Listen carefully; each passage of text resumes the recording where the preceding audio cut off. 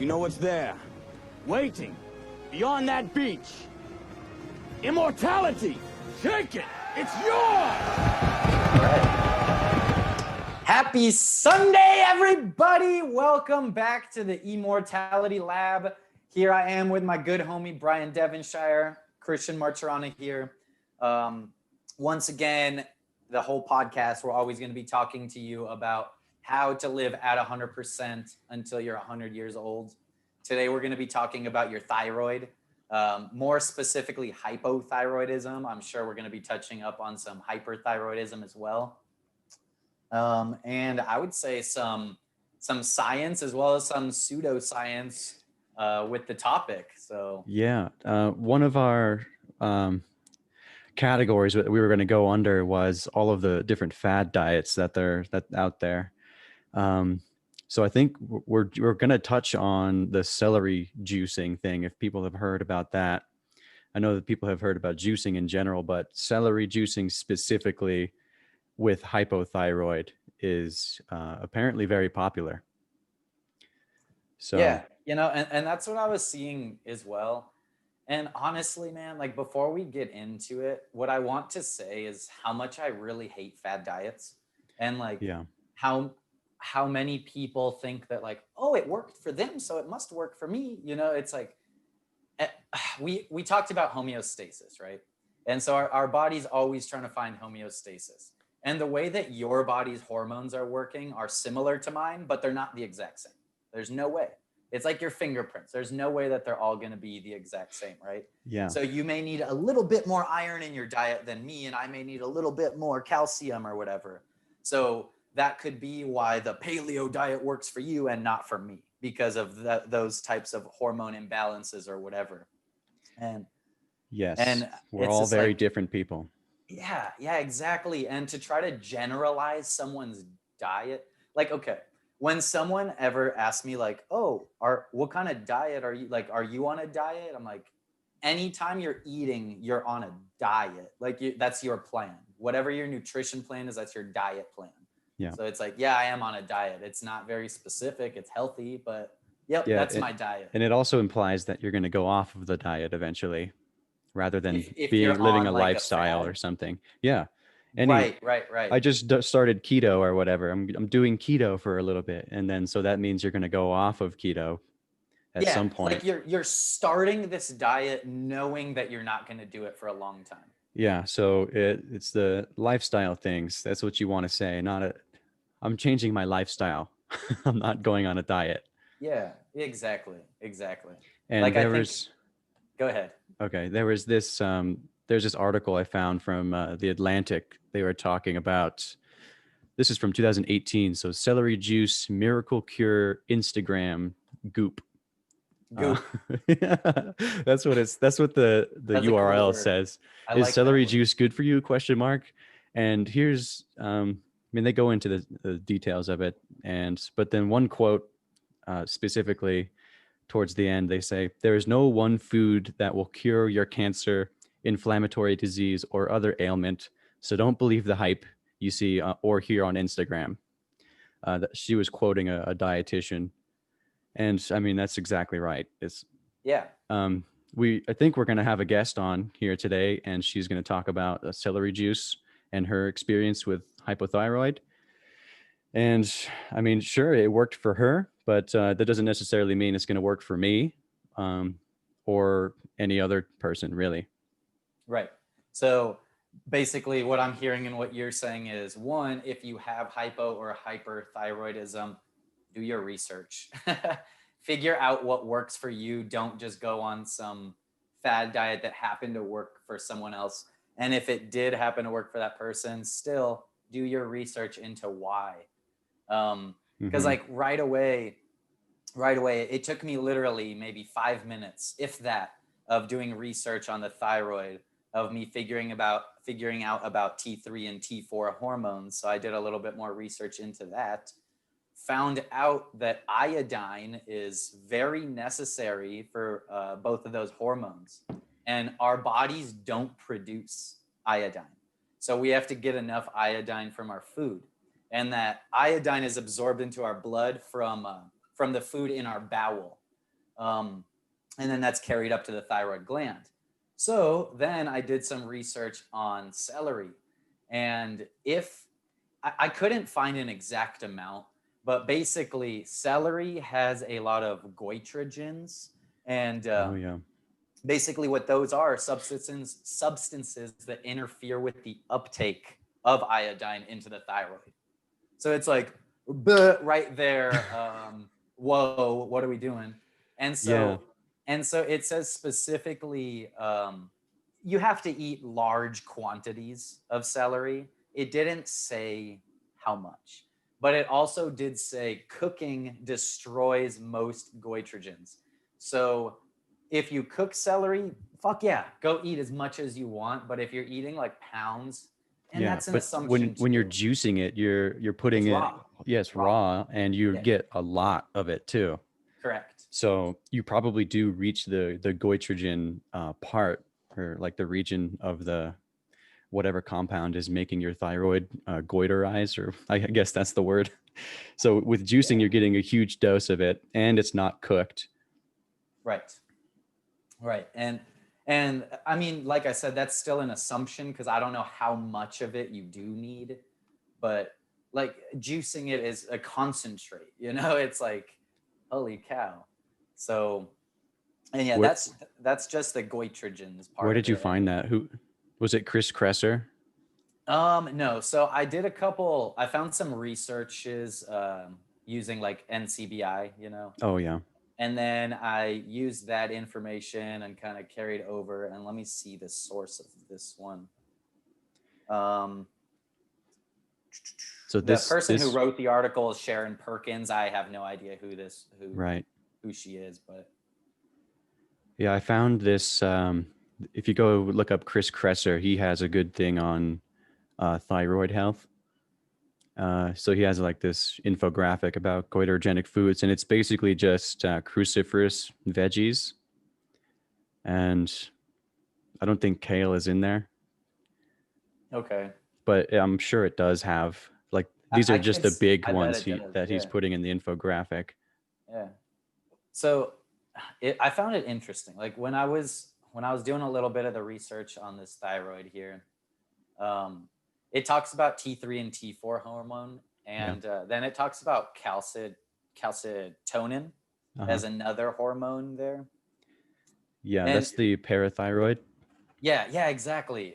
I found it interesting that it's like not as the way that they use it is proper thyroid hormone, Mm-hmm. Yeah, that's the issue with hypo and hyper. They have all of the hormones are out of whack for some reason. And the studies that I was looking at today, let's see. So it looks like for both hypo and hyperthyroid, they find that there's a lot of lipid oxidation. So we were just talking about stress in the last one, and we mentioned oxidative stress. So in both of those cases, they have a high level of oxidative stress in the thyroid. Right. So that's interesting. Yeah, dude, that's like that internal stress, which, wow, yeah, that's intense, man. It's hard to feel that, like you can't really. So I was looking at, and like the pituitary gland is what tells the thyroid whether to release more or less hormones into the bloodstream. So I wonder if there's a relationship there too with that stress and I'm sure dysfunction of the pituitary gland. Complicated web, and that's why not one thing is going to help fix or cure the hypothyroid thing. And that's also why there's a lot of pseudoscience around this, because it is it's opaque, it's mysterious. There's so many potential fixes, and there's not enough science yet because it's so complicated. Sure. Yeah, no, absolutely. And it's so damn complicated. It really is. And the easiest way for me to not stress about how complicated it is really is just living as healthy as I can be, and understanding that living healthy in all facets of life is going to keep that healthy as well. Yeah. this example I found from the Diet Doctor.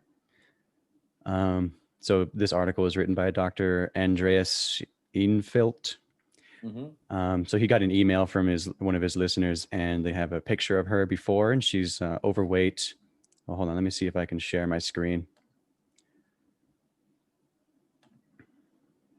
There we go.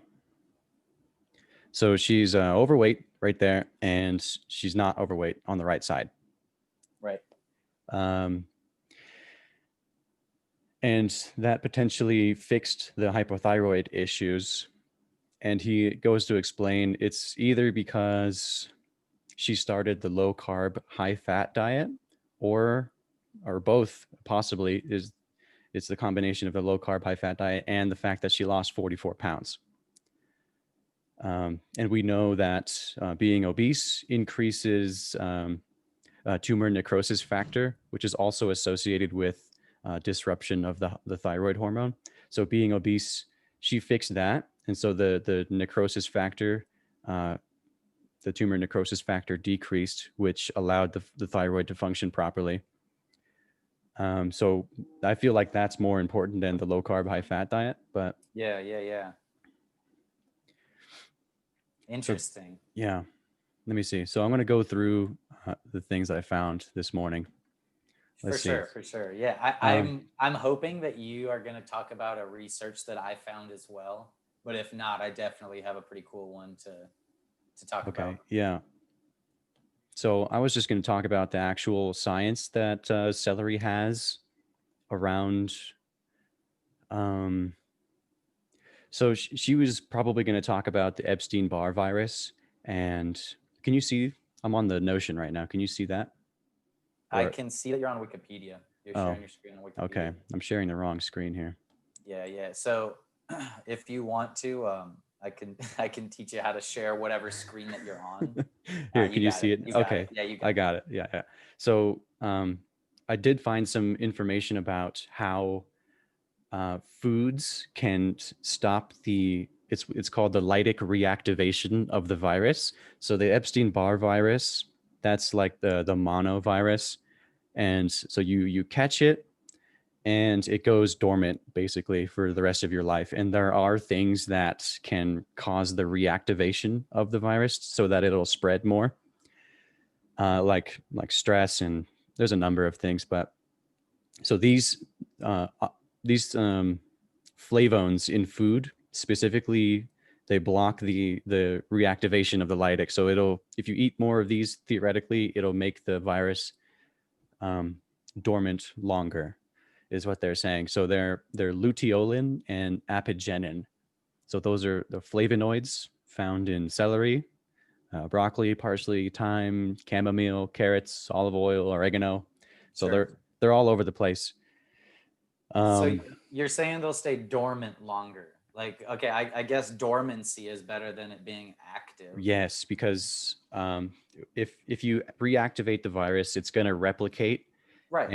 And when it does that, it hijacks the mechanisms in the cell to replicate, and it blows up the cell basically. So it kills whatever cell is in there. It's infected. Okay. And initially, it infects B cells. So it infects the cells in your blood, and then it eventually moves to different tissues like your thyroid.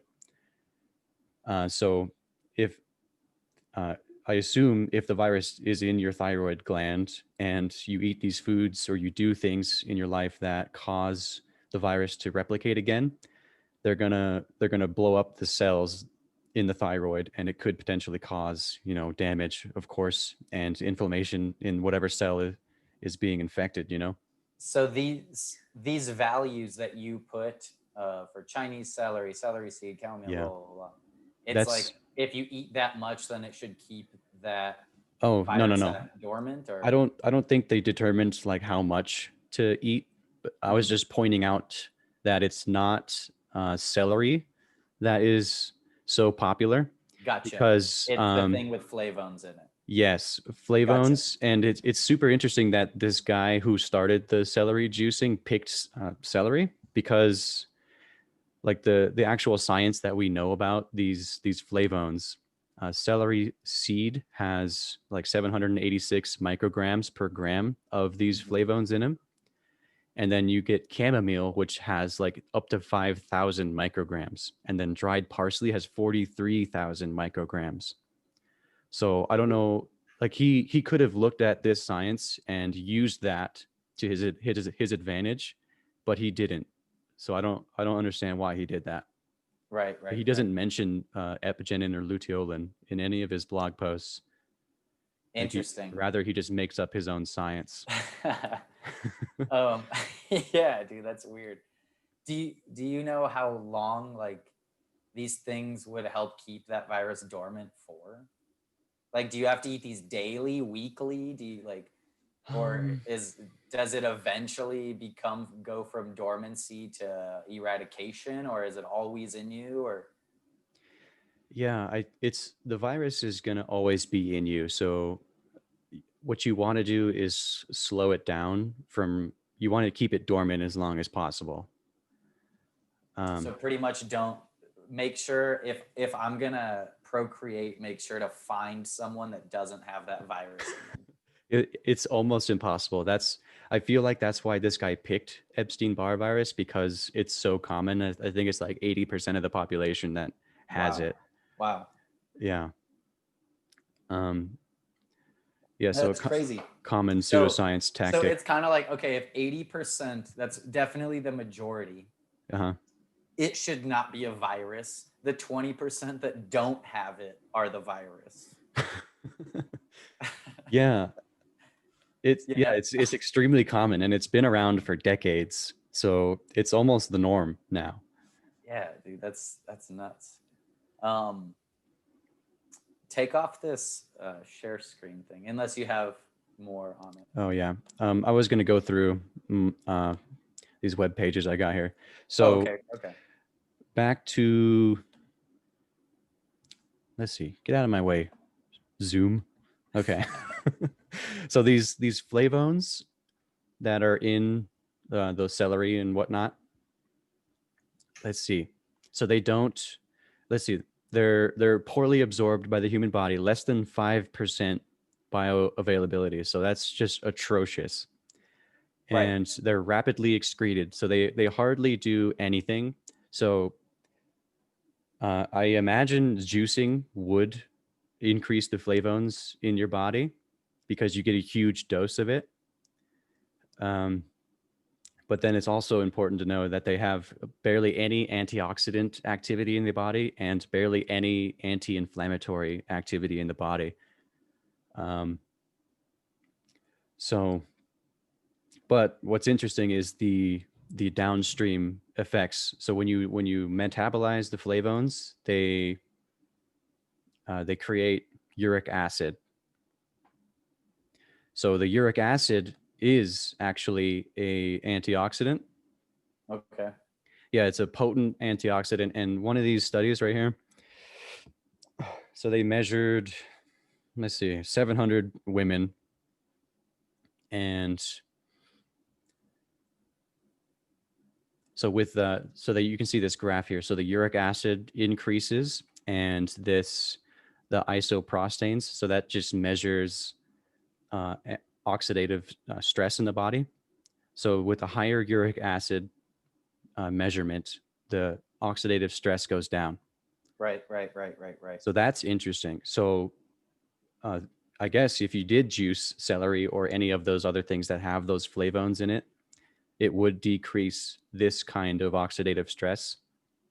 But it's also interesting, these other graphs, check this out. So with increasing uric acid, it also increases CRP. So that's one of the inflammatory markers, the reactive protein, C-reactive protein. So you get one benefit, and then you get this worsening effect and also another worsening effect. So that's the tumor necrosis factor increases with increasing uric acid. Okay. So you see both of those in obese people just because they're obese. Mm-hmm. Right. So they measured isoprostane levels in hypo or hyperthyroid patients. So isoprostane levels were higher in hyperthyroid. So there's more oxidative stress. That's what I was saying earlier. So they find more oxidative stress in hyper and hypothyroid people. Let's see here. So lipid peroxidation was higher in subclinical hypothyroid patients. So were those charts that you showed before, those graphs, how they measure the oxidative stress, or how do they measure that? Oh, yeah, those are just the byproducts that are closely associated with oxidative stress. Okay, okay. Yeah, so isoprostanes are pretty well known in the science community. If those are high, you're having a lot of oxidation happening. Gotcha. Yeah, and CRP is also another Okay. well-established and tumor necrosis factor. So those are all basically inflammation. what these graphs are saying is that your oxidative stress is going to increase. Yeah, you get less lipid peroxidation with this, but then you get two other inflammatory markers increasing. Right, right. So there's not really, it doesn't seem like there's a net benefit. Right. Okay. And you see increased, so you see increased lipid oxidation in hyper and hypo. So I assume you would see a benefit because of this graph that decreases right there. So it would decrease the inflammation in the thyroid because of these, the lipid peroxidation. Right. But then again, you get the other chronic stress indicators. Yeah, totally. Yeah. Totally. And like, okay, usually, one step back, two steps forward, that's okay, but with this specific example, it's two steps back. Yeah, and that's what it seems like. So it's like you're always gonna worsen. I don't know.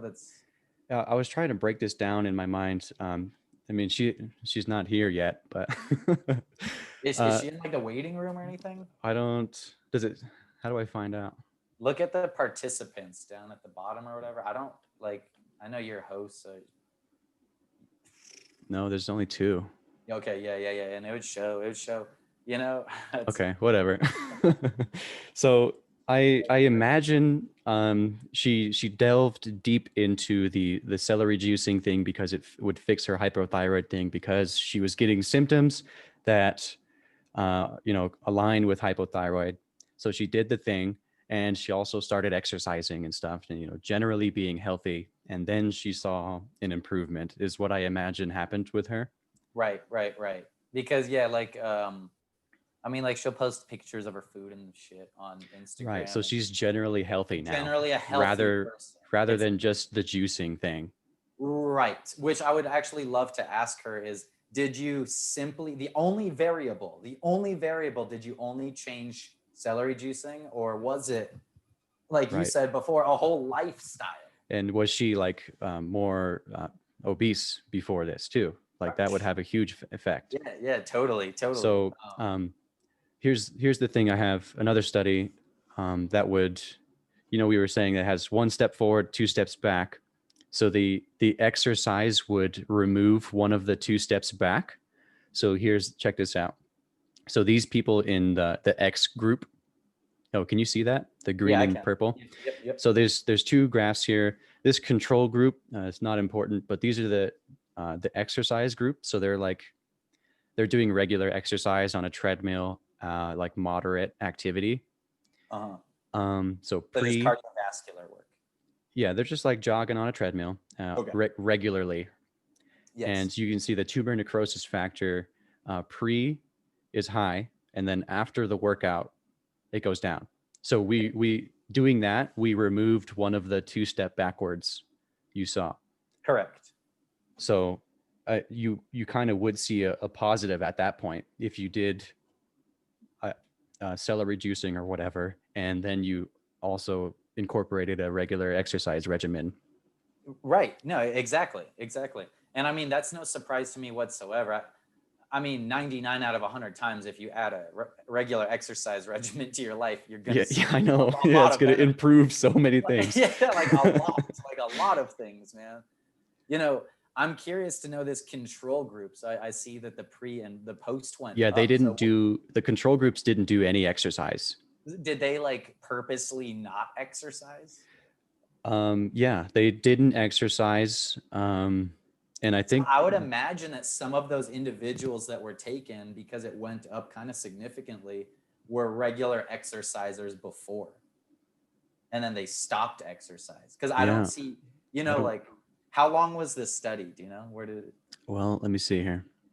I think it's a pretty small study. 3 days It's only there's only a week for 4 weeks. I see right there. Okay, yeah, and it's only 15 people that in the exercise group, but I mean, it still shows an important thing. It does. It does. And it the people who definitely- didn't exercise, the graph went backwards. It did the opposite effect. which is what would happen if you did sit on your ass all day. Like Right. most people do. So, Yeah. I guess you can celery juice, but then also be generally healthy and exercise. Yeah, exactly. And Exactly. here's another thing to consider about celery juicing. Let's see. So it's a money factor. So the dude, what's his name? The medical medium, that's him. So he recommends 16 ounces of organic celery juice every day. That's about $100 a month. I mean, it's not a whole lot of money, but it's significant yes, enough. it is. And so if I invested that money until I'm 100 years old, look how much it would grow on average. I would make $2.5 million. I would lose $2.5 million by buying celery juice. Celery juice. But instead, I could just eat a balanced diet. What's that? Instead, I could just eat a balanced diet and exercise. Exactly. that exactly. Like if the celery juice you're one of those people that there's something in the celery juice and your body is in a certain way where, you need that celery juice, then fuck yeah, spend that $100 a month and buy that celery juice. But chances are you don't need it forever. Right. Just go buy some celery seed pills or whatever, take that for a couple weeks and then get back to normal. Kind of like melatonin, you don't take melatonin forever. You take melatonin for a week or two, get your sleep cycle back on track, and then you're back to normal. Yeah. And you don't need celery. And I was saying this before, the dried parsley gets 43,000 micrograms per gram. So you put that on your pasta and it's delicious. It's delicious. I know. And you got way more of these active compounds. So literally just go buy Italian seasoning and put it on everything. And you're good. And chamomile tea, dude. Relax in the evening with some chamomile tea. And that's such an amazing thing, especially that it's getting colder and it's ooh, baby. Yeah. And that doing these things is going to stop the growth of the virus. If you know you've had mono, you probably do. So it's all a great thing. Yeah. Exactly. I want to get into the rest of this stuff because this guy is hilarious. The medical medium guy. Mm-hmm. Do you know anything about him? Let me look up a little bit real quick. Look up his face. The name sounds familiar.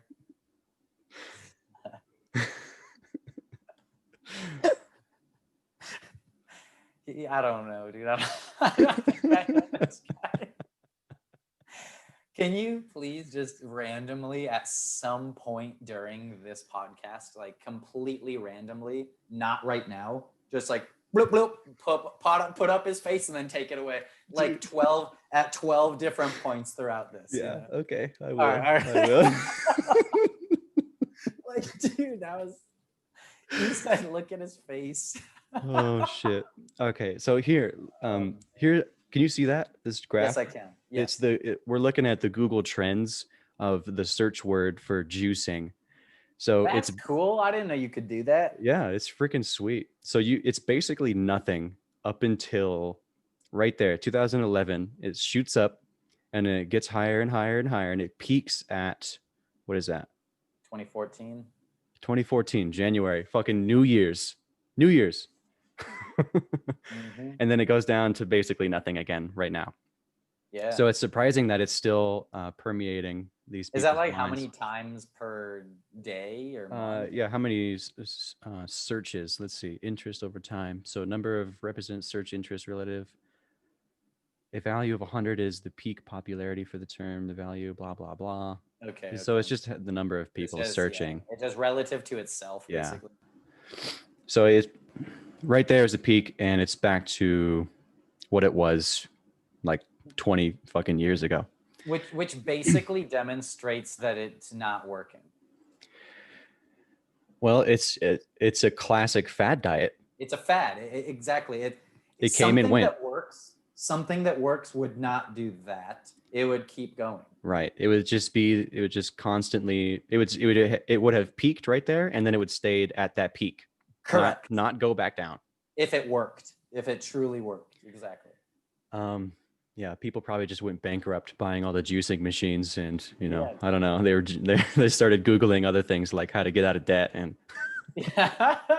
yeah, the number one thing is like, are you on a juicing diet? Like, yeah, I bet if I find another Google Trends on like how to file for bankruptcy, it would like with juicing and overlaid it. But anyway.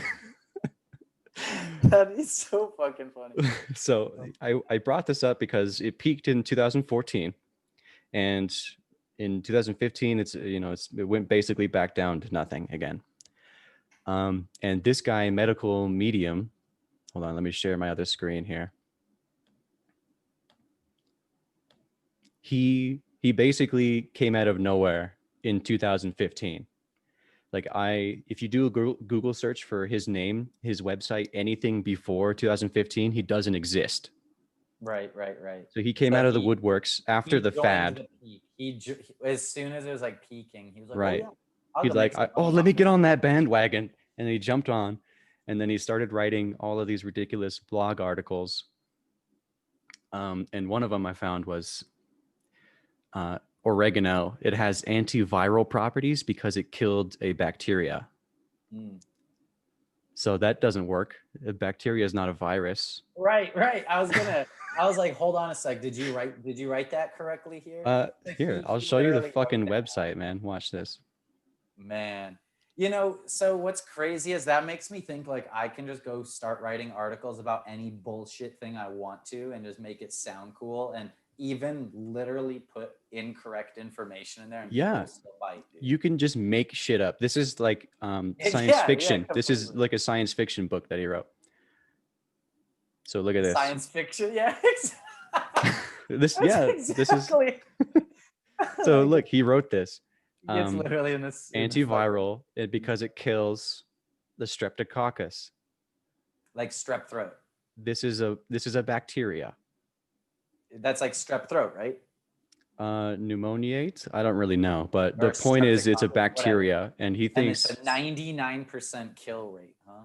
Yeah, I don't know if that's true, but he doesn't put any sources in any of these things. So yeah, he is just making shit up at this point. That's crazy, dude. Yeah, I know. And he apparently gets his knowledge from his imaginary friend called the Spirit of Compassion. You're not joking? You're not joking. Spirit, which I call Spirit, the voice said celery juice. No. Yeah, so it's like the voice from God. So like he could probably be classified as a crazy person because he's hearing voices in his head, but right. Maybe he is chosen by some spirit. Like fine. So the spirit apparently told him at age 4 to go up to his grandma and put his hand on her chest and say the words lung cancer. And this is what he says, that you can't verify any of this stuff. So he goes up to her and says lung cancer, and they later find out that she has lung cancer is what he says. But we can't verify any of this.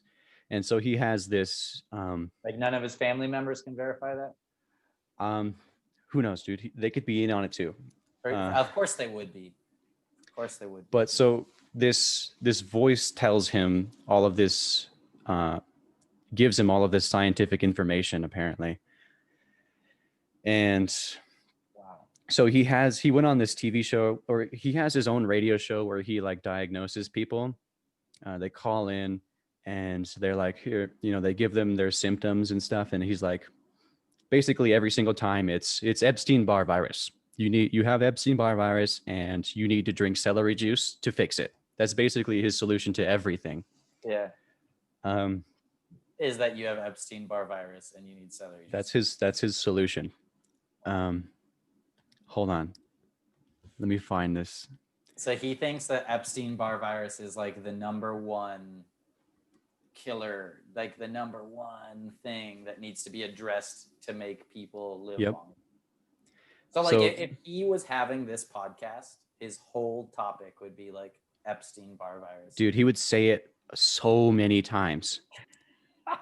An absurd amount of times. Show his face all like Okay, so the thing he does these scans apparently. So he's like putting his hands around the person. I'm scanning you. The spirit is telling me that you have this disease or whatever. Right. And so he went on a TV show on the Hallmark Channel, and he diagnosed this person, Christina Ferrara or whatever her name is. This was April 6, 2016. He said she. Birthday. Oh, hey, look at that. And he said she did not have a disease when people worry. Don't have a disease, so to speak, when people worry and they're like, oh my God, do I have a disease? What's happening? I don't see any of that. I've looked, I've asked spirit, that's not there. And so he's like, basically, you're fine. Just keep on keeping on. And then 6 months later, the girl posted a video that she got a diagnosis of multiple myeloma. Which basically confirms that he's fucking bullshit. Which is... It's like those pastors and stuff that are like, oh, come to my church, and they're like, oh, and like 17 people fall down and they're like, oh, it's like they throw the power of God and they all fall down like dominoes. You're just like, come on, man. Like it doesn't work that way. It's not like it does me a sign like that. Whatever. There's this comedian that was doing stuff like that. The same thing that the pastors do, and it's basically just a form of hypnotization. Yeah. And it does work. Like you feel your back pain go away because the power of suggestion or whatever, and it's like a placebo effect. Sure. But yeah, it's not going to cure cancer or fix someone's broken leg, Right. Anyway, where the hell was I? So multiple myeloma. So she got multiple myeloma. That is it's a disease of the blood, so he's bullshit because he missed that diagnosis. But it's a disease of the blood. And I mentioned earlier that Epstein-Barr virus first infects the blood, the B cells, and that's a B cell disease. Right. Or maybe it's not a B cell specifically, but it's like, come on. How'd you miss that? Like should have been where the spirit knows it's best. If it was true. Right. It should not have missed this disease. Like you could write off any other thing that he missed. But not this one. Not this one. This is a huge fuck up. And I like that you're taking that approach. It's like, you know what? Maybe he is right and does have that power, right? Yeah. And if he did, then his power obviously fucking sucks. Like whether it's one of two things. He never had the power and it's all bullshit, or his power is weakening and he no longer has it to the point where he can help people. Yeah. So at this point, you probably shouldn't listen to him because his power, Right. His power is weakening, I guess. And yeah, exactly. The spirit of compassion isn't compassionate anymore, and it wants to kill people. I don't know. Crazy. So I want to go over some of the bullshit things that he says a lot. Okay, so for sure. Should I interject with a research real quick, or should we do that? You got something to say? Yeah, go for it. It's just like a research about this whole cell, the whole nine, Okay. All right, so this research was from, let's see, I found it on NCBI. Let me see it. Okay, yeah, this is the one. I couldn't find like exactly a school or anything that put it out. Anyways, so there is a 36-year-old female patient who went to this clinic with blurred vision, heart palpitations, and nausea. Her history showed that she used 8 grams a day of celery extract in powder form for weight reduction. Weight loss during 78 days of her celery extract consumption was 26 kilograms. So yes, she lost a lot of weight with her 78 days of celery extract consumption. Is that all she was eating, or? That's Just not like- what this showed. Yeah, I don't Okay. know. It didn't talk about that, but it just showed that her history showed that she was eating that much, right? So the thyroid function test showed that the serum level of her thyroid stimulating hormone, TSH, and T4 were 0.001 and 23 respectively. And the units are milliliters, whatever. The units don't matter, just the value, 0.001 and 23, okay? So Graves and thyrotoxicosis. Sorry, the TSH was 0.001. Correct. And T4 Okay. was 23. So it looks like the levels that are normal are for TSH are 0.4 on the low end. Hold on here. Okay. All right.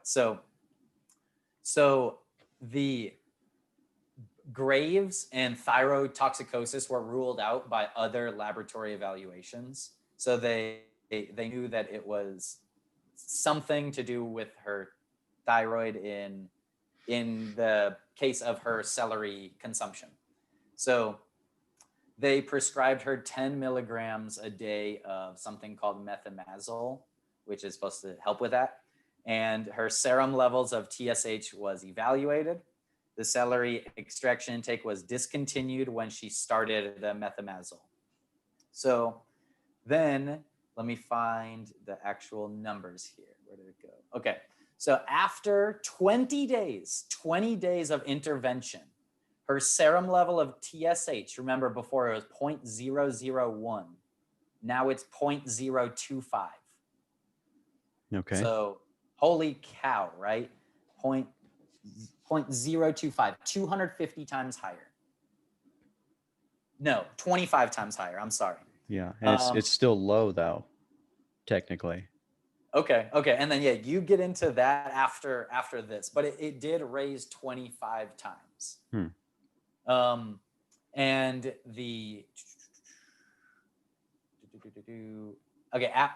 after 40 days of intervention, it was raised to 0.2. So it went down. And no, it went up. It went from 0.025 to 0.2. So it went up 25-fold. Then it went up another 10-fold. So in general, in total, it went up 200-fold.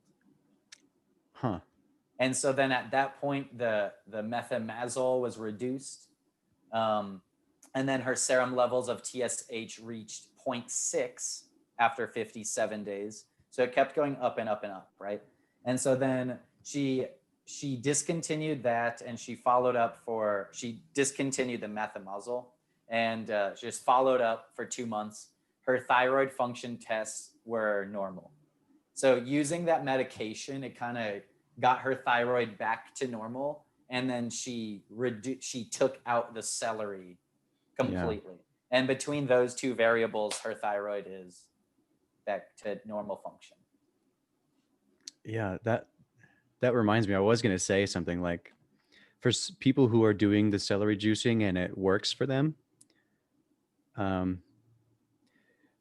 there's 1 step forward and the 2 steps back, but you can fix one of the 2 steps back with exercise. You still have 1 increase in CRP with the celery juicing, or right. the uric acid that results from the flavones in the celery. Right. So what you should do is try to get off of the celery juice, is what you're saying. So I guess if it's working for you, you should want to start dialing it back. And if you start seeing hypothyroid symptoms again, then increase it incrementally until you're good again. Correct. Kind of just like what the Atkins diet should be. Like all these people that are doing the keto diet and Atkins diet are so disrespectful to Dr. Atkins. Like the way that that diet is supposed to be is you're removing your carbs and then you slowly add in carbs again to see where you need to be at. Right. It's not just remove carbs forever. Like Yeah. that's not how it fucking works. Atkins totally understands that carbs are a very essential part of your diet. And so I think you hit the nail on the head, man. You start weaning off of it until you figure out how much you need for that homeostasis. Yeah, then you'll get both of best worlds, Exactly. and you'll save $2 million over the course of 80 years. Yeah, and Or you'll so. also be more educated internally, so you can kind of voice self-aware. that experience to someone else. Like, hey, maybe it's not this diet you want to be on. Maybe it's a part of the diet that's working for you, but not the full thing. So. Yeah, You know, and you might find out you don't need 16 ounces of celery juice a day. Exactly. Yeah, maybe you only need one. Yeah, and Maybe then you need can half an just ounce. chomp on the celery juice, one celery stick, and be fine. You know. Exactly, or parsley, or whatever. You Yeah, know? or anything else that has like 100,000 times more of the active ingredients in it. Yeah, exactly. But yeah, I wanted to pull out that research. It literally is the conclusion of it is that hyperthyroidism and allergic reaction may be induced by celery extract consumption. Yeah, it's very complicated. Yeah. But that was also just one person, right?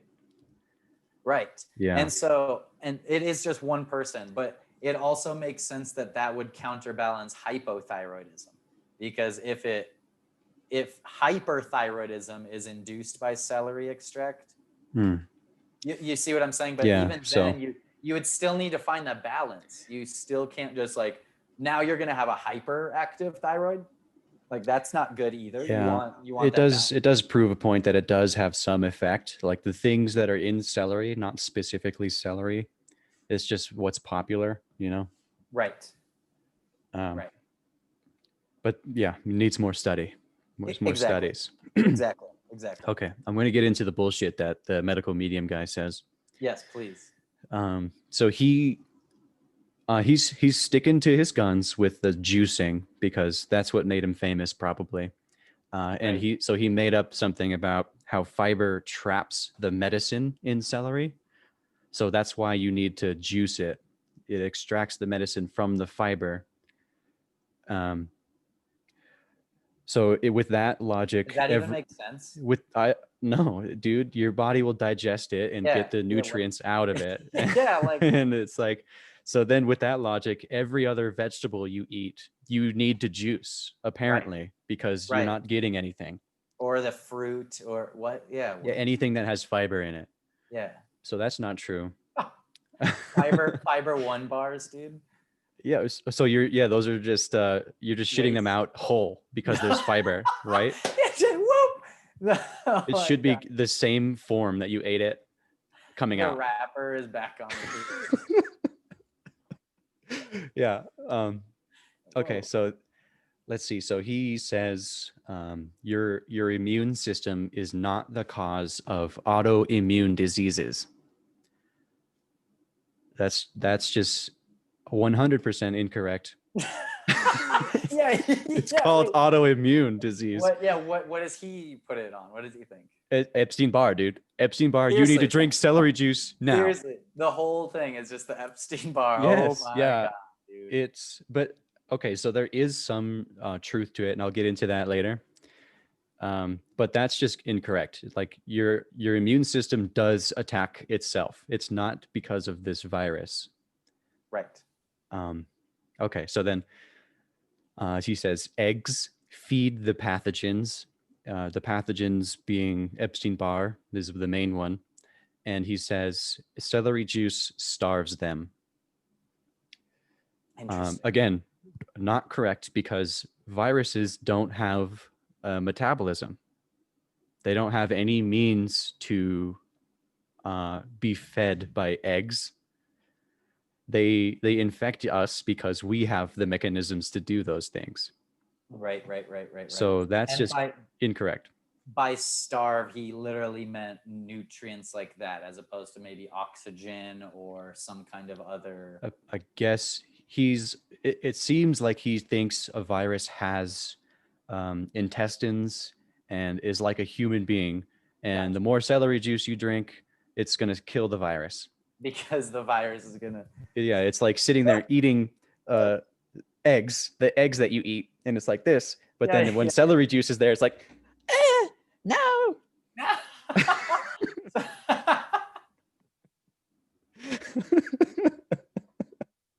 So of course it's not that simple. Right. Also, viruses just can't do that simply. Right. But the downstream effects of eggs potentially could affect the pathogen, and the celery juice downstream effects could affect the pathogen, as we learned about the lytic reactivation. But he's just has no understanding of science and biology at all, because he doesn't even know that antiviral doesn't mean that it kills bacterias, right? Right. Anyway. Also, again, he says Epstein-Barr virus loves to eat adrenaline. Again, it doesn't have fucking metabolism, so it can't do that. Right. It loves to eat adrenaline. That's what he says, dude. Maybe he's oversimplifying it. I don't know. For the layperson. Sure. I don't know. I can't take him seriously when he says this stuff. I definitely can't. I mean, what's his education background? Nothing. Yeah. So let's see. So he has no nutrition or medical training, nor is he licensed. And there was like this little scandal he had back in the day. And so when you read his website, it has what they call the quack Miranda warning. It says like, this is not medical advice. This is just entertainment or whatever. And it's like 3 pages long. So please don't sue me. Please don't sue me. Please don't sue me. Right.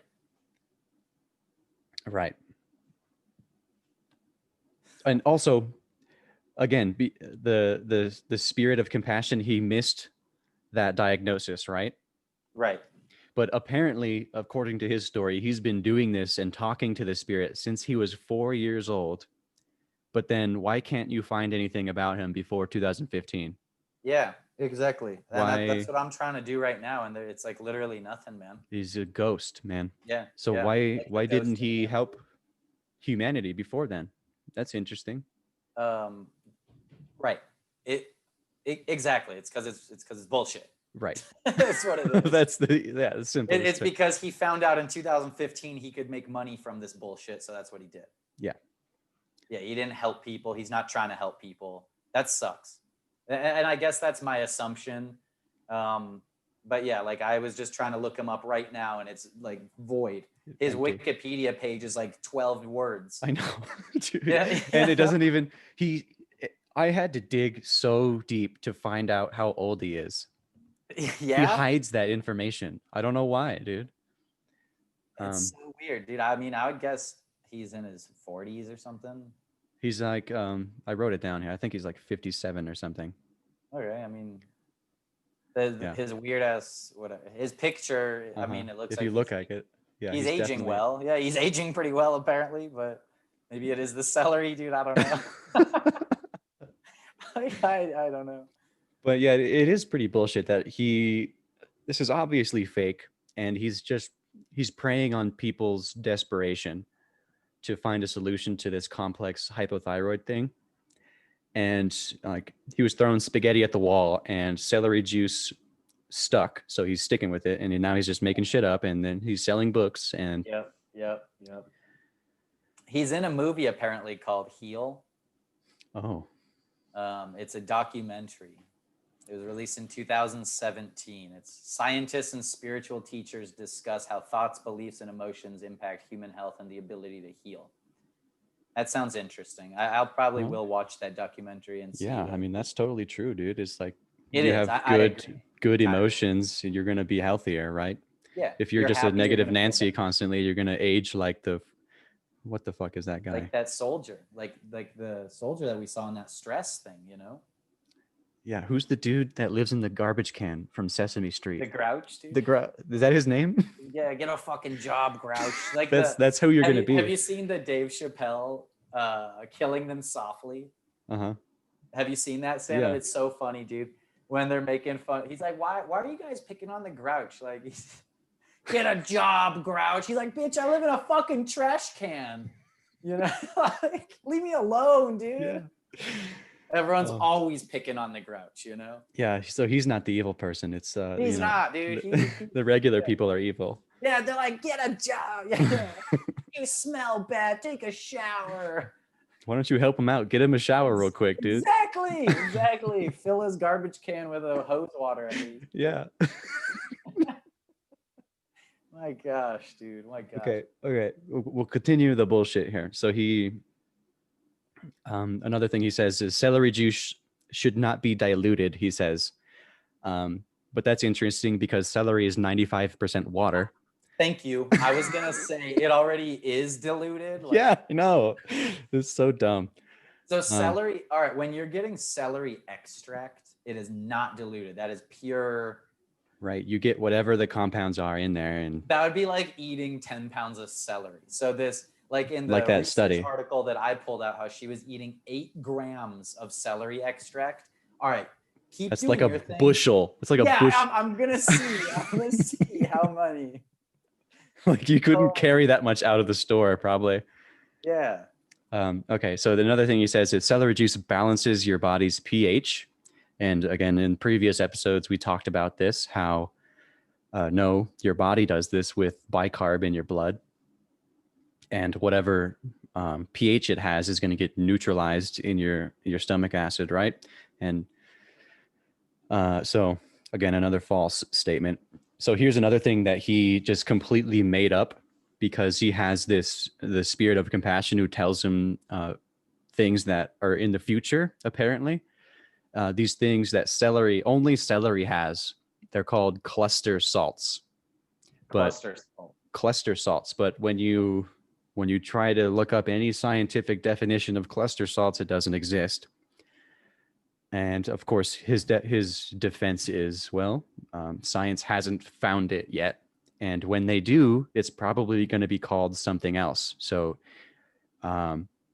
if something does get discovered and they call it cluster salts, boom, he wins. Right. And if it never gets discovered, oh well, science just hasn't found it yet. Right. He can't lose. Right.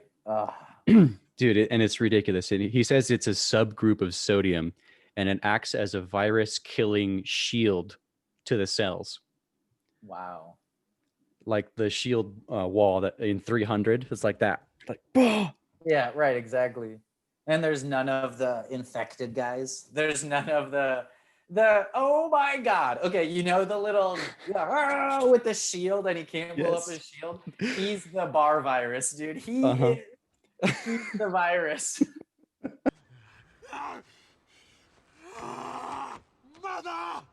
Father, you were wrong. Oh no, that's horrible. Okay. Yeah, you're gonna have to put up a picture of him. Yes, absolutely. If no one knows what we're talking about, the hunchback guy from 300, you need to watch that movie. Yeah, absolutely. You know, as you're doing this, I'm trying to find how much whole raw celery it would take. Like how much celery extract is in whole raw celery, and I'm having a really tough time finding it. I'd be really curious. I truly do believe it would be like a shit ton in order to get. Well, I imagine if you just weigh a stick of celery and you minus 95% of it from water out. That's a good point. That's an easy. That would be pretty close, I imagine. I would imagine as well. And then you get the fiber out, which I'm assuming it weighs something, and then it has to. Yeah. Okay. Oh, so another thing he says is thyroid sends out radio-like signals. Maybe he's probably simplifying it, but it just shows you how he doesn't understand the human body in any way. Exactly, dude. It's like, God. Yeah, don't listen to this guy. yeah, don't. And you know, Man, you can include this into the podcast or not, honestly. I'm not gonna lie, I'm a bit disappointed in our person that said that they were gonna join literally half an hour before the podcast. And then I was like, "Are you ready?" And they read my text and didn't reply. And then I said, "So you're not joining?" And they didn't reply. And it's like, Ugh. So the thing is this, it's not only ugh, it's like you're making Celery even that much worse, because you're like, without you being able to verbalize your point of view, you're not even stepping on here to defend your point of view. So now we just throw it would have. I know. Yeah, we're just talking shit about it, and it would have been interesting to have someone on here who believes it. I agree. I really, really agree, man. And it's like, I don't have hypo or hyperthyroidism as far as I know, so there's no reason why I would start celerying. And I really was looking forward to having that kind of debate conversation, if you will. Yeah. So now people just have to kind of listen to science instead of pseudoscience, which Ew, which right? honestly is probably a better idea anyways. Yeah. All right, so I'm going to continue here. So yeah. Let me see here. So the most symptoms are caused by not low thyroid, but the Epstein-Barr virus. So that's what he said. The symptoms are the Epstein-Barr virus, not because of the low thyroid. And we know that's not true because the symptoms go away with thyroid replacement. But then again, I mean, you could argue that the virus just went dormant again. Like, right. Okay, so yeah, that's true. So use the actual science to prevent the virus from getting out again, and eat things with flavones in it, celery seed, chamomile, parsley, fucking carrots, many fruits and vegetables. Right. Olive right. oil, man. Yeah, no, exactly. It's in a lot of things. Did you know that the Epstein-Barr virus is in the family of herpes? Oh, yeah. I mean, you get mono and you get the little thing on your lip, right? Yeah. And herpes is what, HPV, right? And this is EPV. Yeah, I don't know. EPV. Yeah, interesting. It's in the herpes family, which means that 80% of people have herpes or some kind of herpes. Yeah. That's crazy. Yeah. We love to put our mouths on stuff, I guess. Yeah, apparently. Share our soda can. So I guess we'll close this out. I mean, I think we're like an hour in. I did want to talk about some more actual science around the Epstein-Barr virus, because there is, if the virus gets in your thyroid over time, like it'll move to different cells and it gets in your thyroid and it reactivates and it can destroy those cells. There is a lot of actual science around that, and it can affect your thyroid gland and other glands too. If you have about 30-40 minutes of stuff to talk about that, we can gladly just talk more about that next week and dive deeper into that. Looks like I could probably flesh it out. Yeah, everything that we've been talking about, I feel is, awesome topics. So I'm cool with that, or I'm cool with talking about someone else. Did you have anything in mind for next week? No. Well, I did want to talk about another fad or a myth, I guess, was how fat was demonized. Like, that's really interesting. Like avocado, like how it came about. Cholesterol is evil. Right. Stay away from fat. Eggs. That's why this guy hates eggs. Right. Exactly. Okay. Dude, I would love to talk about that stuff too. So, all right, we can go about specifically the myths of fats then, or cholesterol. Yeah. How the myth came to be and where it's at. What now. I'll let you do, I'll let you write out the topic how you want it, so I know what to to research and stuff. Well, I want to take the lead on that one, honestly. That's like. No, that's totally fine. That's okay. Totally fine. I still like doing some research on Gotcha. it. Yeah. Okay. Yeah. But cool. Yeah, totally, dude. And I'm just being 100% honest. I like when you take the lead, because then when you show me like some off the wall information. I'm like, whoa, what the fuck? And I react very energetically sometimes. And then especially if I'm like knowing that I don't have to present super well, I can have a couple more beers. Yeah. Cool. All right. Yeah. But yeah, I'm all for it, man. So, and I think we'll break this one up and we'll go into the actual science because it does get pretty heavy. So it probably would take like 30 minutes or it might be a shorter episode. But Cool. we'll get into the actual science of Epstein-Barr and its relationship to thyroid stuff and what can you do, the science around it, not the pseudoscience. Exactly. The real stuff that has been proven. Remember, people, things that have been proven, like water Very intake important. and sleep and breathing. And to the guy's defense, like maybe he's right in that science hasn't found something yet. But you also need to understand how the body works generally to make assumptions. And he doesn't know how to do that. Like, even if the science isn't there, you kind of know that this hormone interacts with that thing a little bit, and it could potentially have this effect. But the guy doesn't know basic science. So don't listen to people like that. Exactly. Well, it's like, to keep it simple, like so many people after their workouts are like, oh, I need to take protein right after my workout. And it's like, why? Why do you need protein? You actually need to replenish your glycogen stores. You should actually be getting some carbs right now. And like, I was one of those people until I was probably like 19, 20 years old. And I was like, wait a second, why am I taking protein after every single workout? Dude, and that's your next episode. Research. We're going to do the post-workout myths right after this. On the next one? The next one. And then we'll do fat. And then maybe we'll throw in the workout next week. You'll do the post-workout myths, and then I'll do the fat myths. And then in the middle of the week, we'll throw in the extra Epstein-Barr virus info.